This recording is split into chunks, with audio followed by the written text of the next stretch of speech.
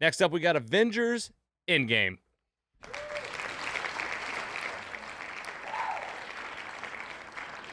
My God, waiting for this movie was the hardest thing. Was like I would literally just try not to think about the movie most days. I'm like, don't think about it today. It's not going to be here for another year. And I was so excited for the day that we actually shaped a whole event around the premiere of this movie. And it was me and 16 friends. I think that you were invited, Andy. I don't know if you got to make it. Were you there? I don't think so. I No, wasn't invited. you were invited. Next time I expect an invite though. Well, there's gonna be plenty of times with all this Marvel stuff coming out. But we actually did 16 of us went to the movie, saw this in theater. We all dressed up as our favorite character. I dressed up as Star-Lord. And then we got a barsicle, which I don't know if you have barcicles in your town, but like they're this weird trend where like you get on this pretend mega bike because you don't even need to pedal. They have a motor on it. And people pedal and drink for like 2 hours and they drive you around like a neighborhood. And we did it just so we could solely talk about the film. It was one of the best days ever. And it was like I planned that like 3 months in advance just so that I could have something like to keep my excitement up for those 3 months because it was so much fun. Opening up with the synopsis. Adrift in space with no food or water, Tony Stark sends a message to Pepper Potts as his oxygen supply starts to dwindle. Meanwhile, the remaining Avengers, Thor, Black Widow, Captain America, and Bruce Banner must figure out a way to bring back their vanquished allies for an epic showdown with Thanos, the evil demigod who decimated the planet and the universe. Holy cow. The Avengers lost. Half of everybody is dead. All right? And they didn't mention Captain Marvel on here, but she shows up too. She's with them. Top moments from the movie.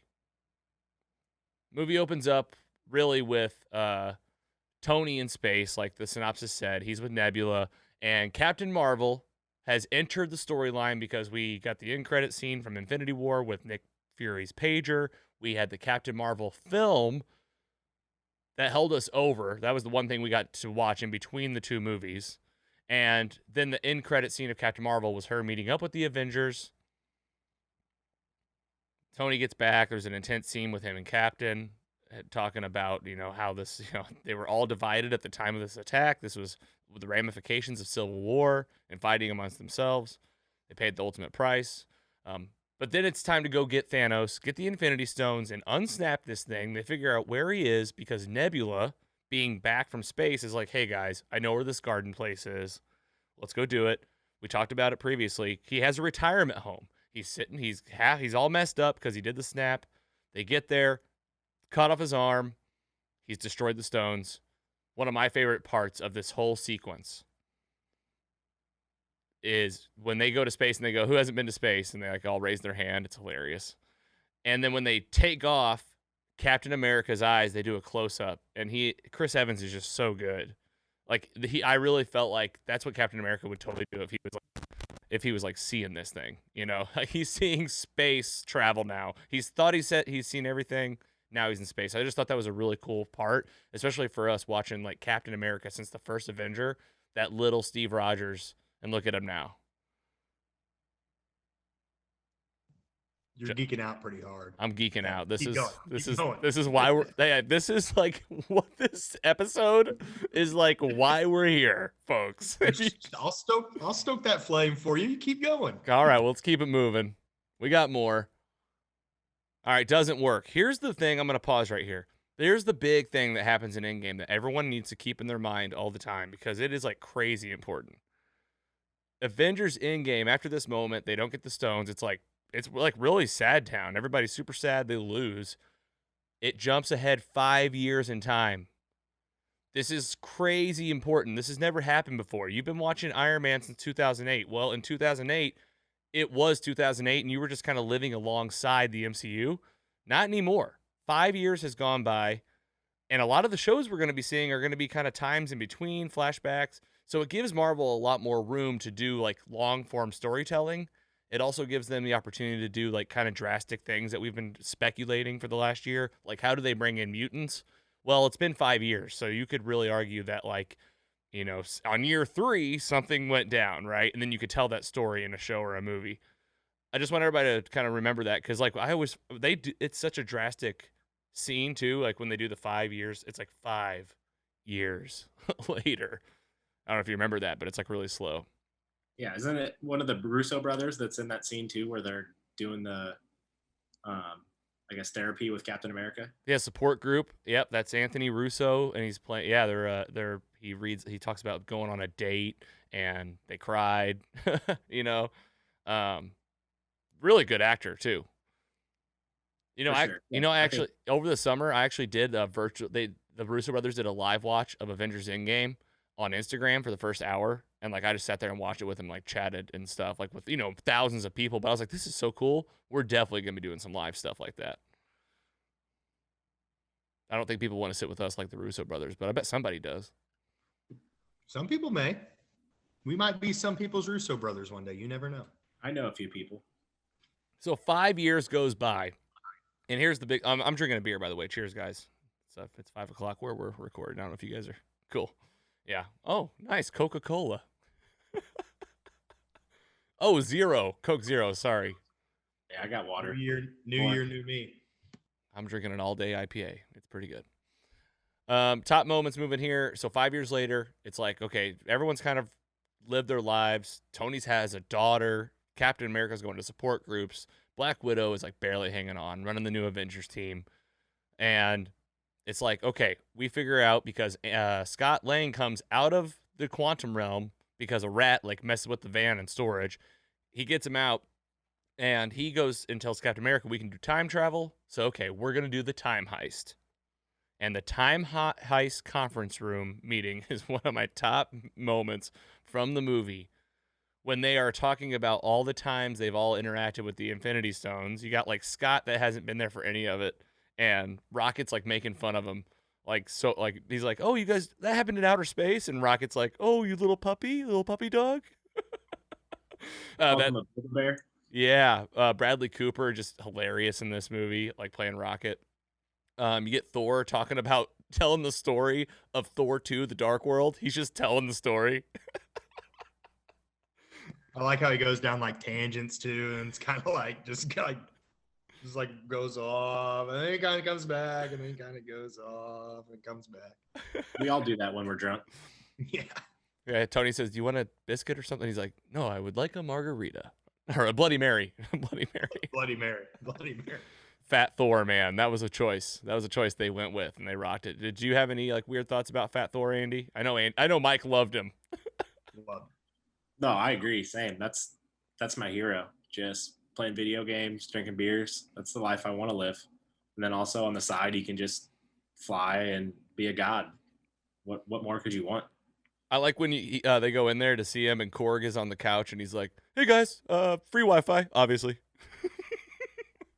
Yeah, that's one of the best characters in the whole movie too, for sure. So good. I hope they keep them. Yeah, I hope Korg comes back in like Thor: Love and Thunder. I think we're all attached to him, and the fact that we saw him in Endgame is a good sign. There needs to be just like a Disney short show of them hanging out, playing video games, doing something. Your wish is probably going to be Disney's command. I'm not saying like do a full like Loki 2 seasons, but give me a couple like 15-minute shorts here and there of them just hanging out, just like shooting the breeze. I'm saying that it's completely possible that that'll be a show within the next 3 years. Hey, and especially if like Disney, aren't they getting like the adult type button too? Like with Deadpool coming to Disney Plus, I think a couple other like mature things are coming to Disney Plus. So it might be right up that alley. I might have to pitch it. Yeah, I talked about this in our Monday episode on Instagram. It was Deadpool is got the green light for being rated R and being in the MCU. Huge. That was huge news. I was so pumped for that. I was like, this is going to be awesome. Because they could still put him in PG-13 stuff and just bleep him. You could do it. I think so. Anyway. I hope so. I'd rather be rated R, but it'd be great. I think some bleeping would be funny, like throughout, but well, what I mean is, of course, his stuff will be rated R. I'm saying that, like, if he is, because it's the MCU, so he could be in a Spider-Man movie. Yeah, and you just have to bleep him. Yeah, because they're not going to make Spider-Man rated R, and they're not going to lose out on all those families. Cash cow. For sure. So leading up to like one of my absolute top moments from the film, it was, of course, started with the Infinity brainstorm session, but it leads to, of course, their plan. We're going to be time traveling to all of your favorite Avengers movies in different years, and we're going to revisit your favorite moments from the aspect of future Avengers. This plan is insane. Steve Rogers, Captain America's speech still gives me chills all the way up to the moment that they leave. And especially now knowing like Black Widow, like really gets me. Powerful stuff. Love this part. You got the fist in, you got the suits. It looks awesome. This is going to be so fun.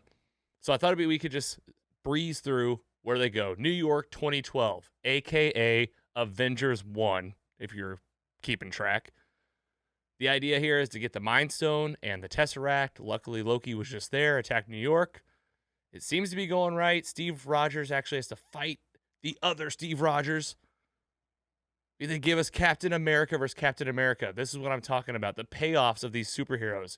That's what you want to see. Who wins when Captain America fights Captain America? We all do. We all do. I think one of the things like Andy brought up for the first one was the comedy. I love when they came back and Hulk saw himself like smash that one thing with the car, and he just kind of shrugged. He's like, oh, sorry. Yeah, he just like scratches his head. He's like, oh my God, this is so embarrassing. Yeah. Hulk was hilarious in the first part of this too. And he's like taking selfies at the diner.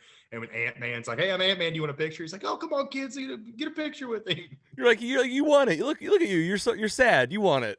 Yeah. He was hilarious. Yeah, I love Professor Hulk. I was like totally shocked. We'll visit each of the characters one by one, but I love Professor Hulk for sure. We also get Avengers. I loved this scene. It made me laugh too. Again, there was a lot of humor in these fun parts. Tony and Ant-Man are in the Stark Tower, and they get the perspective of the Avengers doing the pose from looking at Loki.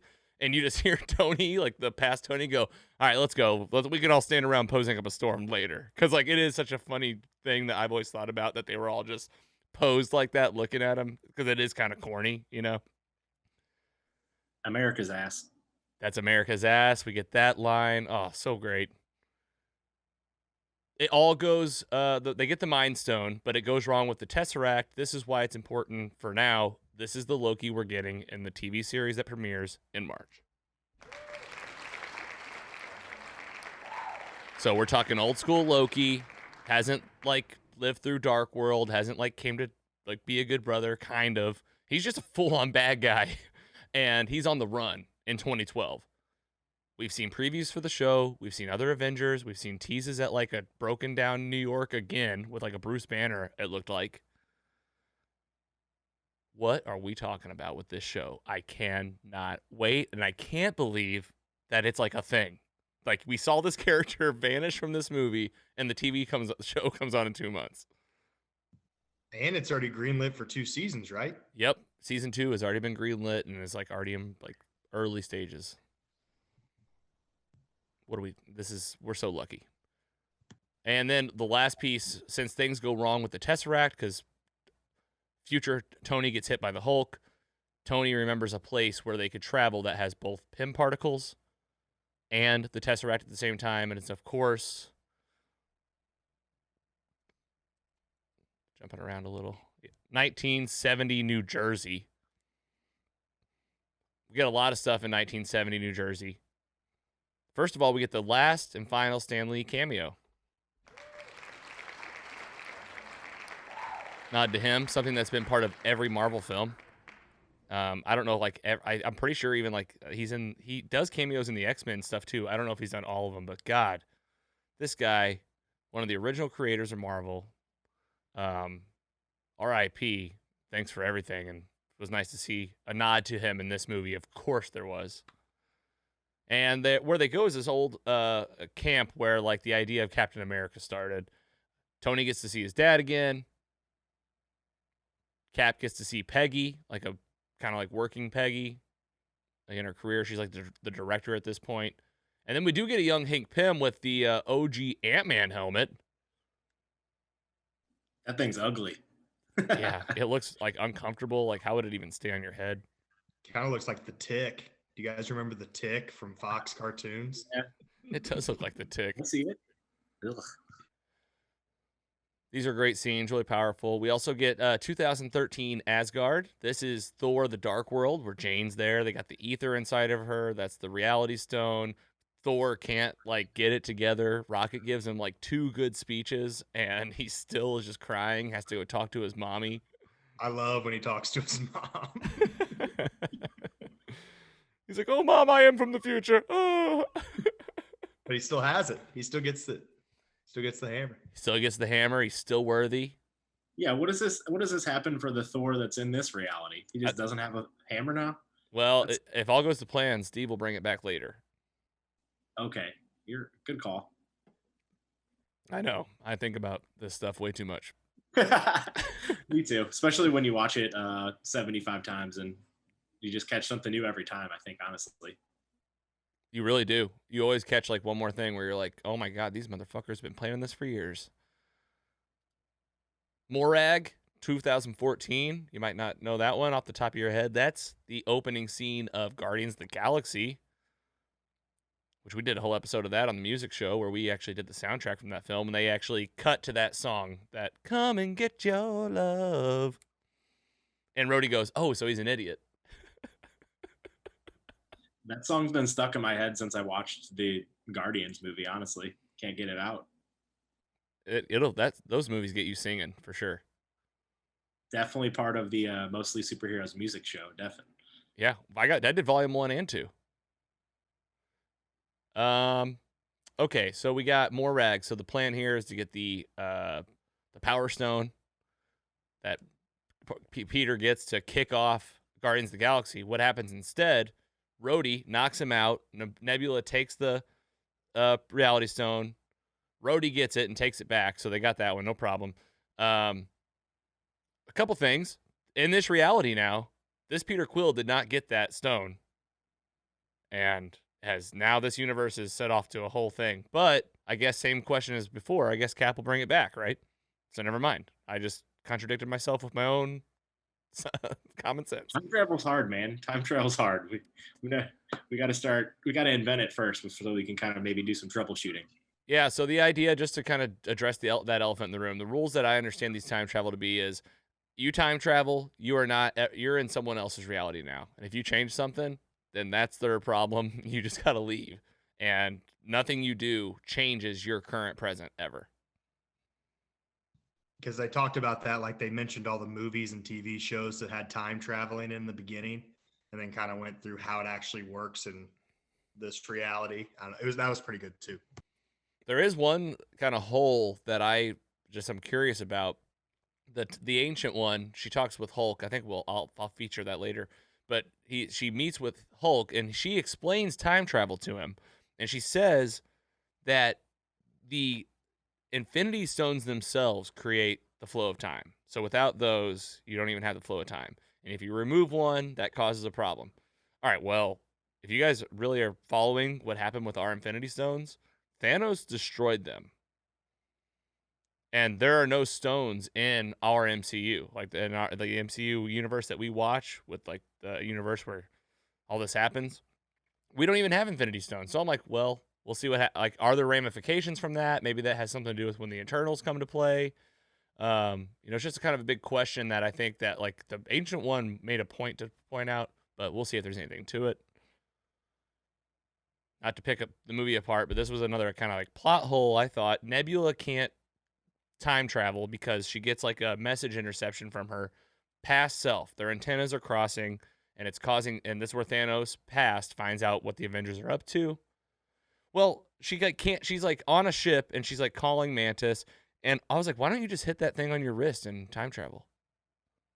Like, I just never understood why she didn't just leap at any point in between getting taken by Thanos, but maybe I'm just missing an obvious thing. I don't know. Yeah, I don't know on that one. I'll leave that one open ended. You never know. Maybe a listener can can figure that one out for Yeah, us. if you have further thoughts on that, for sure, please, because I feel like that is something where I've always thought, like, well, why isn't she leaving yet? Why is she letting herself get kidnapped? It seems like she could have left at any moment through the time travel thing. So, like, what was the problem? Vormir 2014, this is where the Soul Stone happens, and this is where we do say goodbye to Black Widow. She sacrifices herself, gets the stone, Clint lives. We are getting Black Widow in May, but it's going to be the movie between Civil War and Infinity War. Let's talk about top moments. Absolutely, one of my favorite parts is when the Hulk snaps the Infinity Gauntlet that Tony builds.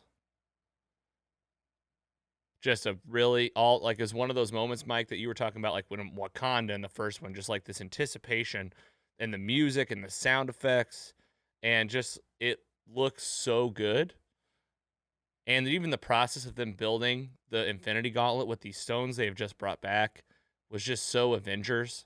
Made me think of Age of Ultron I love Age of Ultron, just them Avengers being Avengers, just being a team. But I love the snap. Big moment here. I love the storytelling. Past Nebula getting a one-up on future Nebula. Other than that one hole I said. But, they got the Pym particles, and past Thanos is now coming to the future right in time to get this thing, but not before Hulk does bring back everybody. Awesome moment. Very awesome moment. Very, felt magical. Clint's phone starts ringing. Ant-Man's out on the thing. Birds are chirping. Sun shining. Don't get to celebrate for long, though, because there is then an all-out assault on Avengers campus from the Thanos ship. And this is where we get the Endgame Final War battle scene. The big three versus Thanos.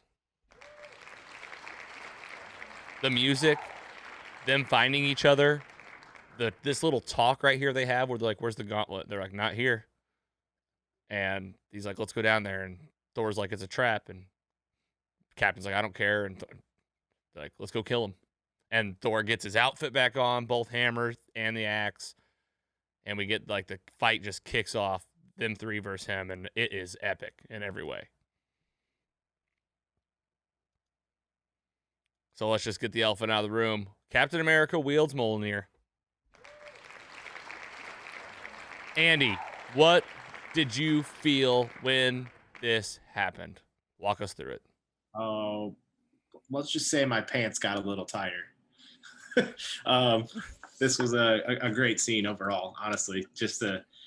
People had speculated that it might happen, and as soon as you saw it moving, you knew it was going to happen. And honestly, they teased it earlier in Civil War when he kind of tried to pick up their all having drinks or whatever at the party. He tries to pick it up, and I think it moved a little bit, and you can see Thor in the background kind of making a face like, what? Age of Ultron, yeah, at the party. So this scene's a 10 out of 10. Everything about it.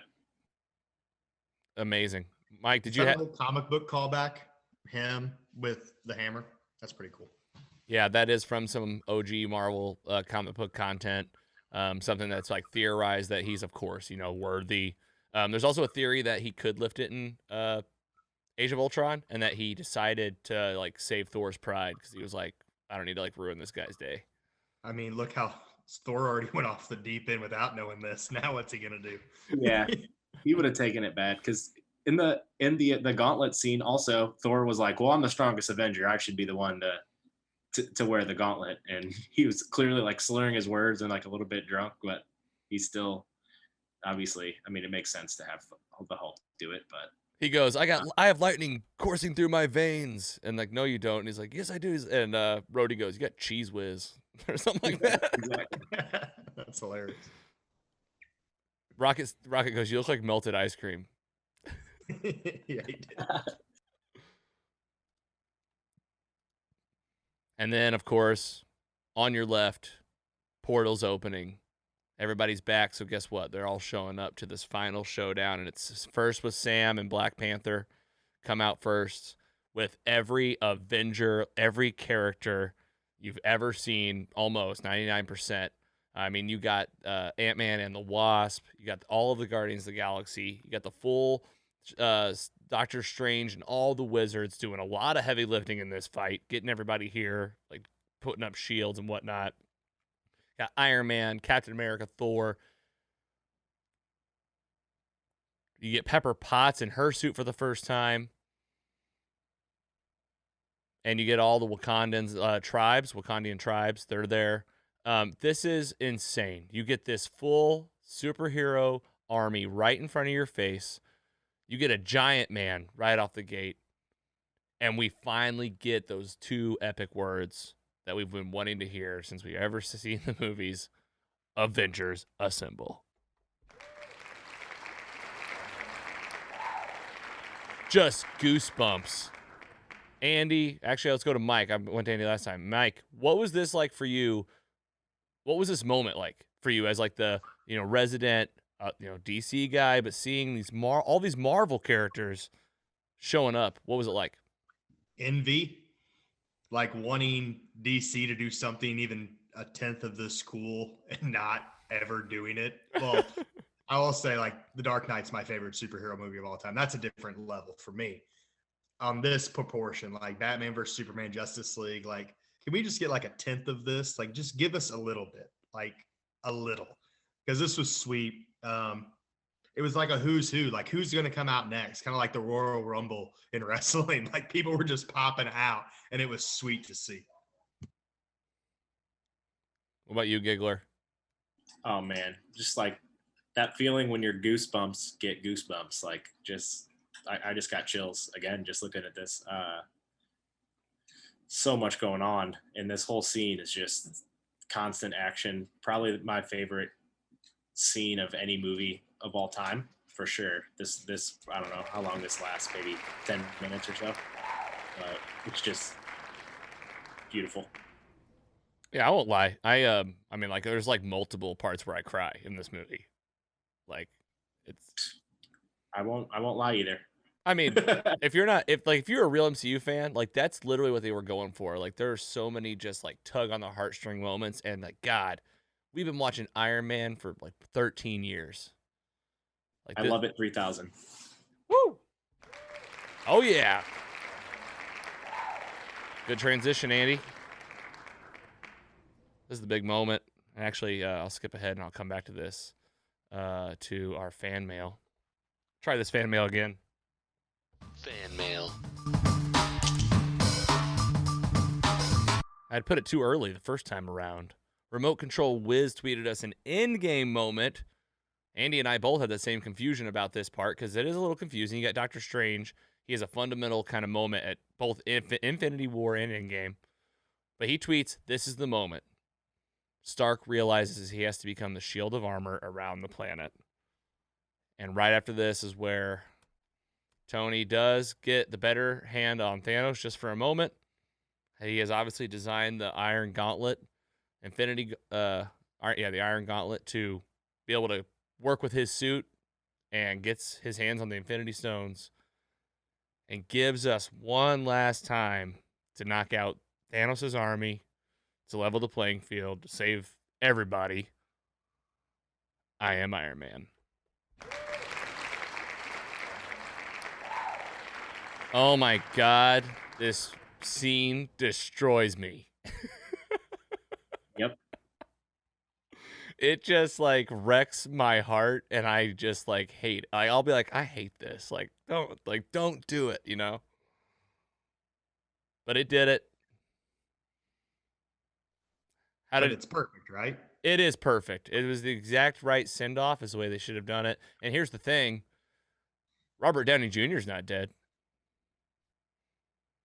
Yeah. There's so many, like, he almost died in Infinity War. Like, he gets stabbed in the chest from Thanos, lives through that. Like, at the beginning of the movie, he's literally like how terrible he looked, like emaciated from not eating for like 20 days. Yeah. Like, you thought he was going to die right there.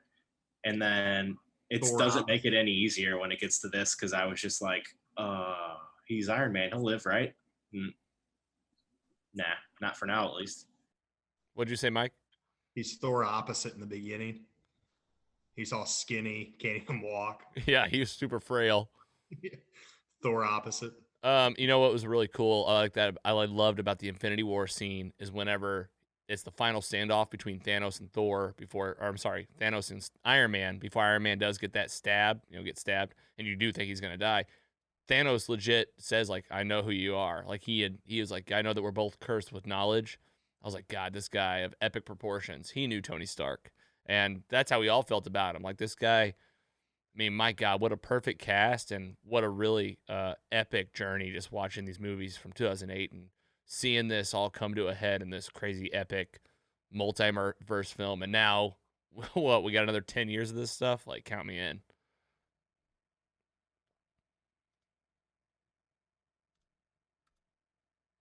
PC Mike, top moments from the film. We'll do the rating at the end. This is just your favorite parts or anything that you want to mention that we didn't miss, storyline wise. I just think it's amazing from 2008 to then of how they built the story and how like little pieces here and there, little breadcrumbs that now we can go back and like Loki, the whole Loki series is picking up from a small incident in a movie in 2012. And now you're having a 2-season at least Loki series off that one incident. How they combined everything and how they tied all the movies together. I mean, it really is a testament, and it really is amazing how they did all that. And that's really top moment for me is how all those movies tied together and how it all works. Beautifully said. And I'll tell you that moves me because like I know that you're like always been a DC guy, and like the fact that you're watching this stuff now and like doing this podcast with us and like just that you really like you liked it. It's just like one of those things where you're like, it is good. Like they did something really special here. No, it's hats off. I mean, it is good. And I can see why like it's so popular. I really can. Because the characters, like the big three, and then Hulk and all of them, they're perfectly cast, they're perfectly done. And it just attests, and it's just crazy.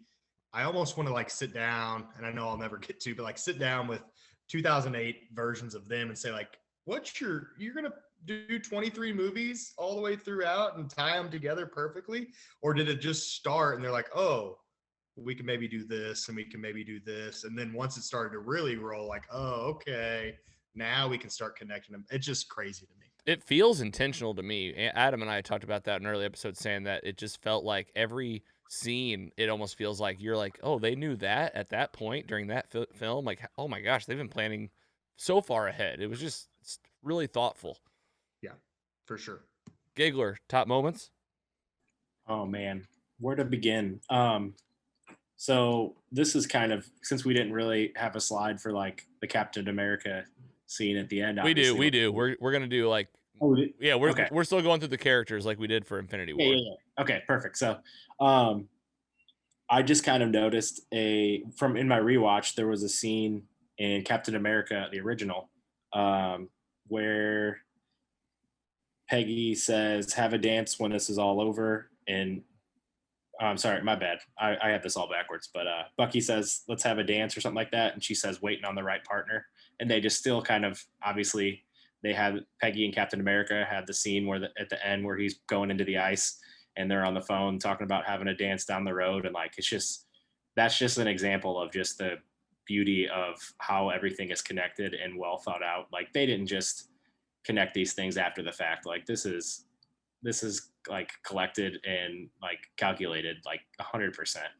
I can't believe that they pulled this off, and I can't wait to see what the future has in store. And I'm not going to say that they can't match this, but the next phase has a lot to live up to for sure. Yeah, it really does, because this is like, it's definitely a masterpiece what they've done, but it is exciting that they're going to keep going. I loved it too. I picked up on that. I remember that from the Captain America, the first Avenger, that note about the last, getting a dance later, and just the scene with old Captain America coming back and like the handoff of the shield to Sam. We'll talk about that. And then we also get Steve Rogers going back to take these Infinity Stones back. So there's this whole story of Captain America that maybe we'll get one day. It's like we've talked about it being maybe part of the Loki series, maybe something else or a future film.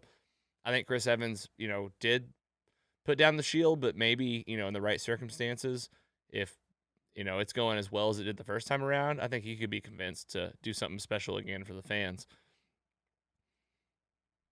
And what a send off, to a character too. It was very unique, and like it wasn't a death scene. And there were so many times where I thought he was going to die in Endgame, in the big battle, and then to see him go out this way was just like very different. And I love to see that he got his happy ending. We did lose Black Widow as she sacrificed herself. We covered that. And then Tony, we gave a send off to him, but what a nod to a character as well. Of course, he was the one that saved everybody. And like what a funeral, that funeral scene, everybody that was there, like Jesus, like that guest list is really crazy. You got Black Panther, you got Guardians of the Galaxy from like different planets. Did you say Jesus was actually there too? I wouldn't have been surprised if Jesus was like, yeah, this guy. Here's a good one. I made a good one here. little boy from Iron Man 3, all grown up. Yep, Iron Man 3, little boy. What's he doing there? That was crazy. Again, just crazy connections that unbelievable. All right, Professor Hulk. He's still around, and we should get him in She-Hulk at least somewhat. And I would like to see at some point maybe more about like how he became Professor Hulk. Like give us that scene, or he did like the 18 months in the lab or something.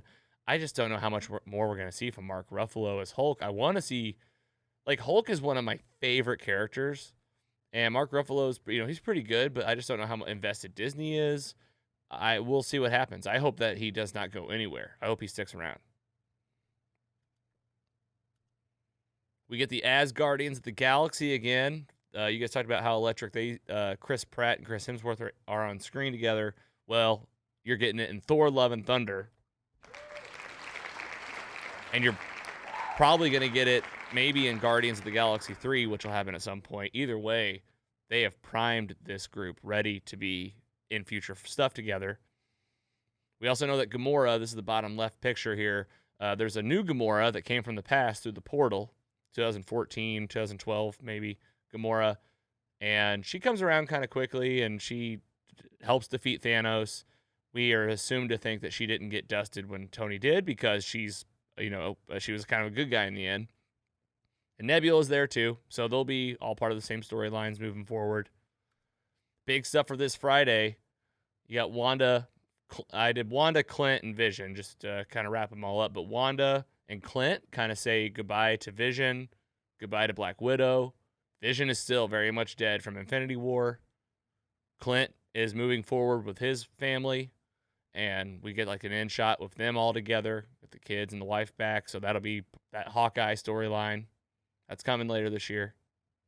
It's important. It'll probably, we might get like Hawkeye on WandaVision. They end like on really close terms here. Maybe there's a crossover at some point this year. Falcon and Winter Soldier. We get the handoff from Sam, from Captain America to Sam to be the new Captain America. It's got the new shield. I'm excited for this. I am really excited for this show, Falcon and Winter Soldier, coming. Oh, I think I misspoke. I think I've been saying Loki's in March. It's WandaVision first, and then Falcon Winter Soldier coming in March. And we're going to get this show. It's going to be this story of Sam having the shield, battling a new Captain America. There's some kind of new government in place that's running some stuff. We're going to find out what that's all about. I can't wait to see Bucky Barnes more on screen in a TV show. That's just going to be cool. I like the character, and I think there's a lot to explore there. The guy was in Wakanda for 2 years without an arm until there was a war. Then they're like, here's the arm. He was throwing hay in Infinity War, and he goes, huh. They're like, here's your arm. And he's like, where's the fight? I would have been like, where the hell's this arm been? Yeah, I wouldn't be surprised if that is something that's touched on in the show, because I feel like they did that for a reason. Maybe he had to learn to work without the arm so he would appreciate the arm. I'm sure there was like a pretty good message in there. Hopefully we'll get some good Wakanda flashbacks in Falcon and Winter Soldier. That'd be cool. We already talked about Loki. It's coming. 2012 Loki. He's going to be in the show. We'll start with you, PC Mike, again. Avengers Endgame, your honest rating. I was 3.4 for Infinity War. I'm going to go with a 3.6 for Endgame. Solid score. What were your overall feelings on the movie? I think they improved from Infinity War. I think it was a nice way to tie things up. They tied up loose ends, but they also now kind of looking back on it even more have sent us into the future, like with Phase 4, with all these TV shows and all these spinoffs. A really great way to kind of tie everything up. And again, I'm just amazed, like with all the time traveling and stuff, how they did it. So hats off to them. I think 3.6 for me is a great fair score, and I think that it made me excited now for the future shows, even though I have to see Vision on my TV screen weekly. Yeah, right. I will watch, but Awesome, man. Well, we're excited to watch with you. Giggler, what's your rating, man? 3.9. Woo! There it is. I matched you there. I had that. This movie is definitely better to the first, just because of how, just it's the culmination of so much. I freaking love it. Watching it today, like I literally finished this like right before we jumped on the Zoom, so That's perfect. very fresh, and it literally just never gets old. My buddy texts me every time he watches it. Actually, he's the one that was in the fan mail today. He every time he watches it, he'll get a text from like 3-4 in the morning. He's like, just finished Endgame, cried again. Great movie. That's exactly it. That's like the text of every Avengers, like real Avengers fan is, all right, here we go. Time to cry again. It's fine. There's nothing wrong with it. No, I don't think so. All right, solid scores. I went 3.9 on Avengers Infinity War. That kind of really does make it easier to get to that score, I think, a little bit quicker. I'm going to give Avengers Endgame a 3.8. And it's I think it really, after seeing these movies so many times, I really do just think I enjoy Infinity War like a lot, like not a lot more, but more. Like it's definitely that difference of 3.9 to 3.8 of just like the overall, like I almost appreciate the build up to the story more than like the story wrapping up, because the story wrapping up kind of makes me sad a little, Whereas do you think it's maybe because Infinity War ended almost completely different than any other superhero movie has in the history of superhero movies? Yeah, you talk about a movie that like is so epic from the beginning to the end, just jumping from one location to the next and then ending with this massive climax where literally the theater is silent. I was like, I'm experiencing a new type of movie right now. And I mean, that's why it gets that 3.9 rating, only just, a tenth of a point away from perfect. But Endgame is right there. These two are definitely a match made in heaven, and I don't watch one without the other typically.